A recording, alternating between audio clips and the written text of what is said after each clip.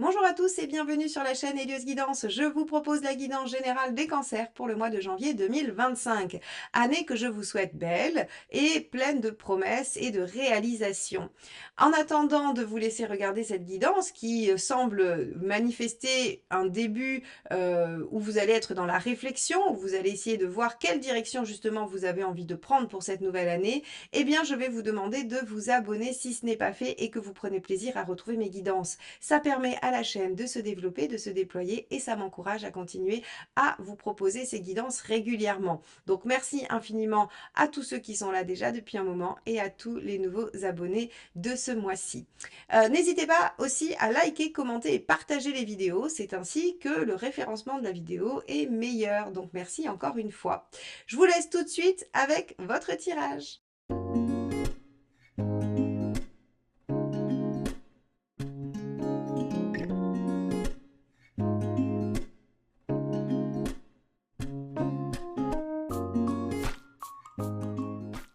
Allons voir quel est l'arcane majeur qui va dominer cette période pour vous, les cancers.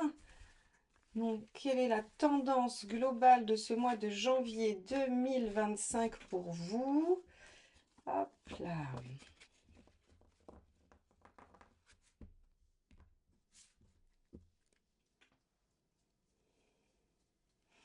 Alors, ce sera celle-ci. On a le pendu. Alors, avec le pendu, on va avoir un temps d'attente, un temps de patience, comme si vous preniez votre temps pour essayer de comprendre la situation dans son ensemble. Ici, le pendu vous propose soit une phase d'attente forcée, soit c'est vous-même qui pouvez l'initier et on peut aussi imaginer à l'extrême avec le pendu qu'il peut y avoir une certaine notion de sacrifice, que vous soyez obligé de faire un sacrifice, quelque chose qui vous coûte pour obtenir quelque chose. Donc on va tout de suite rentrer dans ce tirage et aller voir un peu ce que vous réserve le mois de janvier et de voir un peu quelle est la tonalité de ce fameux pendu. Allez, c'est parti. Quel est votre état d'esprit des cancers sur le mois de janvier 2025? Alors, on a ici le 2 de denier. Alors avec le 2 de denier, effectivement, vous êtes plutôt dans une phase d'attente, de patience, d'observation. Le 2 de denier, c'est cette façon qu'on a de regarder un petit peu ce qu'on a dans les mains pour essayer de voir ce qu'on peut en faire. Donc votre état d'esprit est plutôt à tâter le terrain, à observer, à comprendre, à faire un inventaire de ce qui est possible, des choix qui s'offrent à vous. En tout cas, entre le pendu et le 2 de denier, ce qui est certain, c'est que vous n'êtes pas dans une dynamique d'action, que vous n'êtes pas dans une phase où vous avez envie d'initier les choses. Vous êtes plutôt en réflexion personnelle et intérieure. Allons voir ce qui vous préoccupe.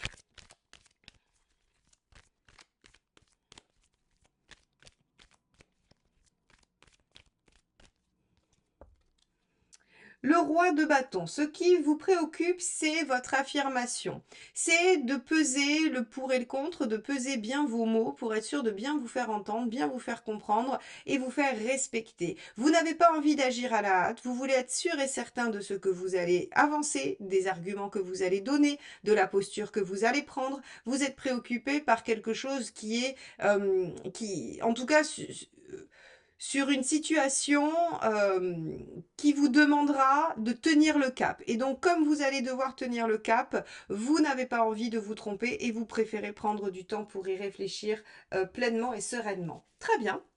On va aller voir ce que ça donne sur le plan extérieur, activité sociale ou professionnelle. Allez, c'est parti pour vous les cancers, janvier 2025. Donc, vous voulez prendre le temps de bien vous positionner. Hop, bah, ça sera celle-ci puisqu'elle est tombée. Donc, vous voulez prendre le temps, pardon, de bien vous positionner pour être sûr de ne pas vous tromper et être garanti de tenir votre cap. Ici, le 6 de bâton, vous voulez rentrer dans une bataille. Alors, le 6 de bâton, c'est vraiment cette capacité de rentrer dans une dynamique qui va demander de l'effort, qui va demander de traverser des épreuves, mais qui est plutôt salutaire. Hein. Le 6 de bâton vous garantit une victoire, vous garantit un aboutissement. Donc ici, on a vraiment cette dynamique au niveau extérieur et social. Vous voulez gagner une bataille et vous vous préparez pour cela. On va regarder la deuxième carte.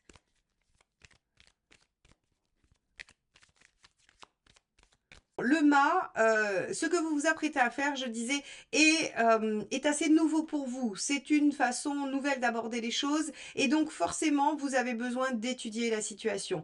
Alors, il y a chez le mât une dose d'aventure, une dose d'inconnu que vous êtes, à mon avis, prêt à jouer, hein, que vous êtes prêt à mettre en œuvre. Néanmoins, vous avez quand même besoin d'être garanti que c'est ce que vous voulez parce que vous avez peur de probablement vous décourager au milieu. Alors, on va aller voir concrètement et matériellement ce que ça peut donner sur ce mois de janvier.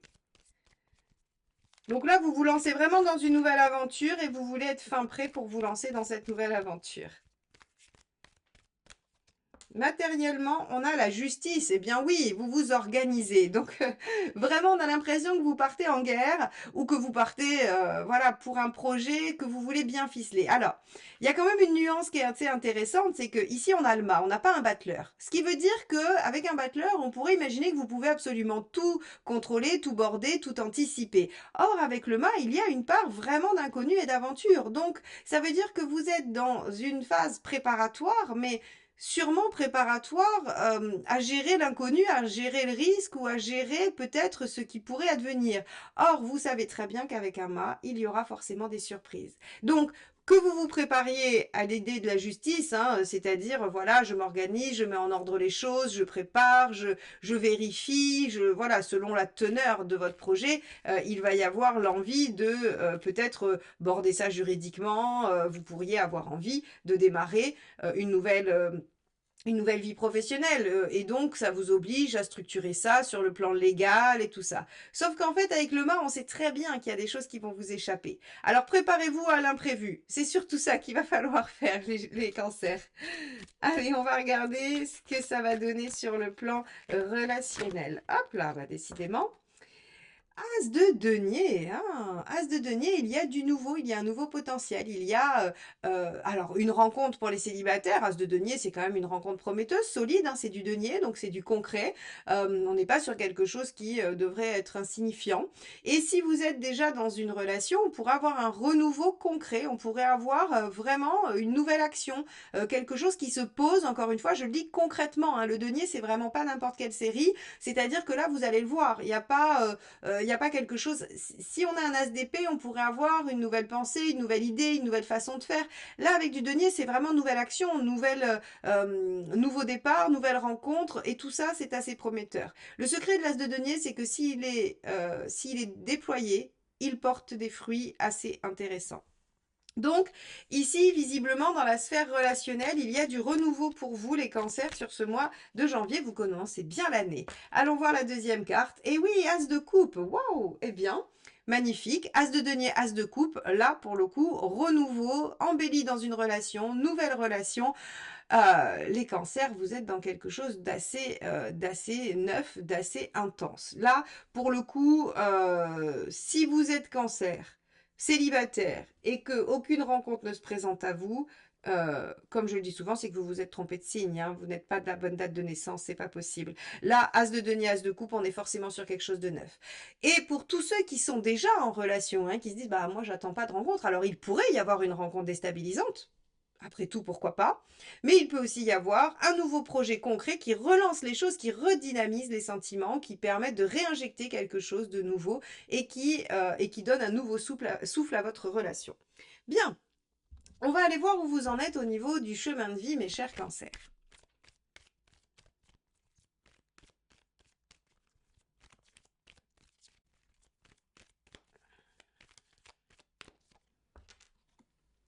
Le cavalier d'épée. Alors, vous en êtes à dépasser des obstacles. Bon, très bien.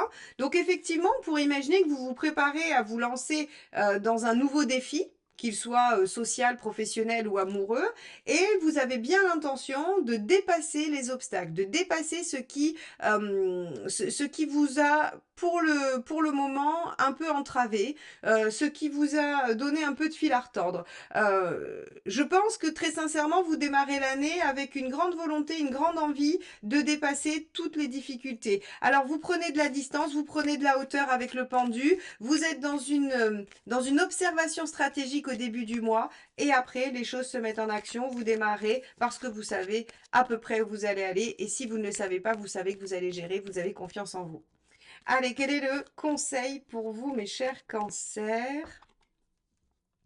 On a le 5 d'épée, ne vous laissez pas faire, soyez combatif, allez jusqu'au bout, ne renoncez pas, ne vous laissez pas dissuader, ne laissez pas les autres vous dicter votre conduite, ne vous laissez pas déstabiliser, impressionner. Hein. Le 5 d'épée, c'est vraiment en conseil, c'est prenez votre revanche, même d'ailleurs si vous avez besoin de prendre une revanche. Ici, on a l'impression, alors on pourrait imaginer, rien qu'avec ce 5 d'épée, que vous êtes en train de préparer une vengeance. Alors, je ne sais pas si ça sera le cas, hein, et je ne peux pas vous inviter à faire ça. Mais en tout cas, vous pouvez prendre une revanche sur vous, sur la vie, sur une situation qui vous a malmené, bloqué, fait du mal. Vous voyez, ici, en fait, on n'est pas forcément sur une relation. Hein. Le 5 d'épée, c'est vraiment le conseil global, surtout qu'ici, on voit que relationnellement, ça va plutôt pas mal pour vous. Donc, je pense que c'est plutôt une revanche sur la vie que vous allez prendre. Et il ne faut pas effectivement vous laisser déstabiliser et vous laisser prendre à défaut avec ce 5 d'épée. Allez, on va regarder ce qu'il vaut mieux éviter de faire, ce qu'il n'est pas bon pour vous de mettre en place. Hop, ça sera celle-ci. Le 9 de coupe. Alors, intéressant, parce que ça va rejoindre un petit peu, en fait ça vient vous conforter dans votre posture. Le 9 de coupe, c'est de ne pas se laisser bercer d'illusions, de ne pas viser un idéal inaccessible et de ne pas, oui, de ne pas poursuivre des chimères. Donc ici, en fait, si vous voulez, votre 2 de denier du départ, hein, avec ce roi de bâton, vous voulez être sûr de ce que vous allez mettre en œuvre, vous voulez être sûr et bien réfléchir à ce que vous allez entreprendre, eh bien il est validé, enfin en tout cas cette posture est validée parce que le 9 de coupe vous invite à ne pas vous laisser happé par des rêves, par des illusions. Et donc ici, on vous demande d'être assez lucide, de certes pas vous laisser faire, vous battre pour ce en quoi vous croyez et ce que vous voulez voir dans votre vie, mais en tout cas, voilà, d'être assez lucide. Et la lucidité, vous pouvez l'obtenir grâce à la posture du pendu qui prend de la hauteur et qui regarde les choses sous un autre angle. Regardons où vous en êtes à la fin de ce mois de janvier. Donc les cancers, où en êtes-vous fin janvier sur le plan général? Super, la grande prêtresse, vous êtes en train d'édifier un mode d'emploi, vous êtes en train de comprendre aussi des choses. Alors c'est intéressant parce que la grande prêtresse, elle écoute son intuition, elle est assez, elle est intelligente, elle est maligne, elle est intuitive, elle comprend les choses. Alors elle est dans l'intellect, mais elle utilise l'intellect au service de ses projets, au service de la construction et de l'élaboration de ce qu'elle va mettre en œuvre par la suite. Hein. C'est l'arcane majeur 2. Ensuite, il y a le 3, c'est-à-dire la mise en œuvre de ce que elle aura compris. Donc on est dans l'établissement d'une stratégie. À la fin du mois, il y a du nouveau, il y a du potentiel. Hein. On a vu quand même qu'on avait l'as de denier, l'as de coupe. Ici, on a un cavalier d'épée qui veut dépasser les obstacles.